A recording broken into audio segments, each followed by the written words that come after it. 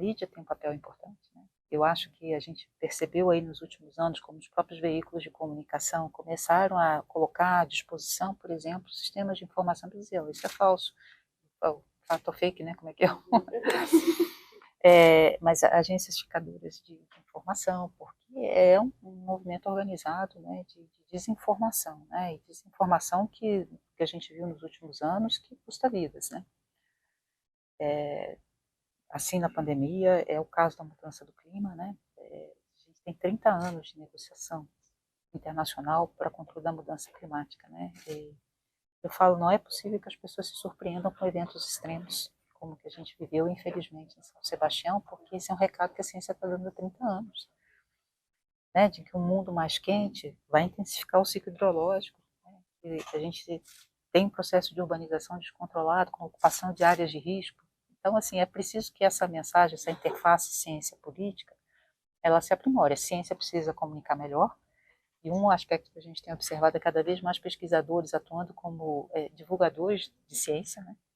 Então, estão percebendo que isso é importante, mas que também a ciência se abra, que a política se abra para entender a mensagem científica, porque muitas vezes o que a gente vê no lado dos tomadores de decisão é trazer opiniões que não são equivalentes. Não, eu preciso ouvir o outro lado.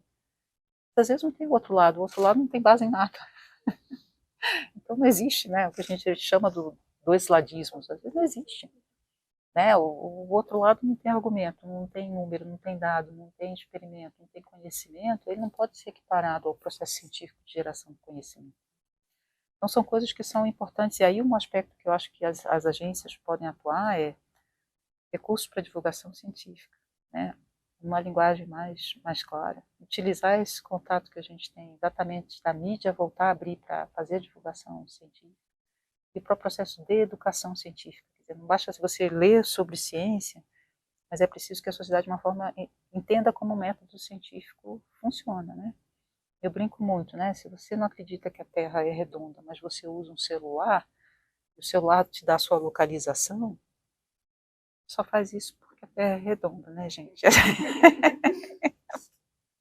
Que aí você tem um conjunto de satélites que estão lá, que dando a sua posição, orbitando, né?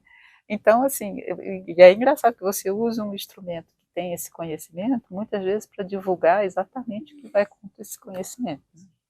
Então, a gente precisa começar a trazer esses fatos, que as pessoas entendam como o método científico funciona, por que a ciência tem mecanismos de autocorreção, né? Então, a gente fala, né, sua tese é verdadeira, até que alguém venha e indique, não, ela é falsa, e é assim que a gente evolui, mas ela tem mecanismos de correção.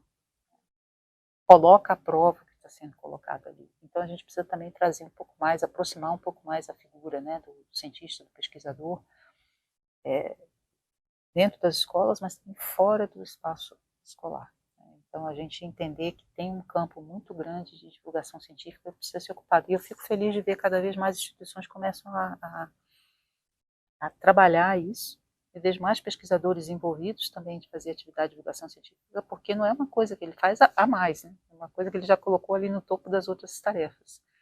E a gente precisa ver mais espaço também, né? Eu acho que na grande mídia, de pensar como é que a gente abre espaço para boas notícias que a ciência mostra, como é que ela influi no seu cotidiano, que não é nada estratosférico, mas que está resolvendo a vida das pessoas também, né? Então, acho que a gente tem desafios que hoje só o conhecimento vai dizer para a gente, né? Como é que a gente chega até o final do século resolvendo mudança climática, lidando com os impactos da mudança climática, né? Então, se você pensar hoje, como é que você faz a avaliação de área de risco? É ciência, né? Você tem que ter geologia, você tem que ter climatologia, você tem que ter topografia, você tem que ter pessoal da área de urbanismo, você tem que ter pessoal da sociologia. Por que as pessoas se distribuem dessa forma, né? O que deu errado, né? Vamos dizer assim, no nosso processo de urbanização, na falta de políticas públicas para isso. Então, esse é um outro aspecto importante, né? Não é só o que a gente chama das chamadas ciências duras, que eu não gosto desse termo, né? Mas hoje a gente precisa muito de entender as humanidades, ciências sociais contribuindo para que a gente entenda esses processos.